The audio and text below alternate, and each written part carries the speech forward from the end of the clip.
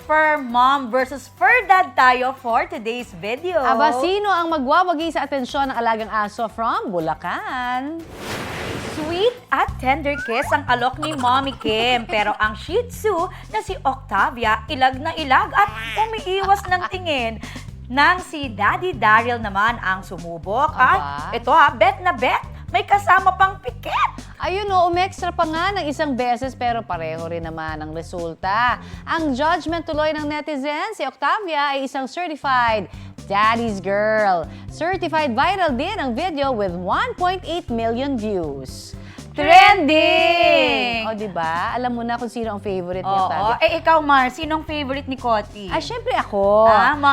Mommy's Mas boy. boy. Oh. Baka kaya ganun daw sabi nila kapag opposite, di ba? Opposite Doon sex, na-attract. mas Parang na-attract, ganon. oo. Kaya nga may daddy's girl, may mommy's boy, mommy's boy, di ba? Oo. Mama's boy, yan, di ba? So, pero maganda, at least alam nilang alaga talaga. Oo. Mahal na mahal. Mahal na mahal kahit ng Parang mama baby. at papa. Yes.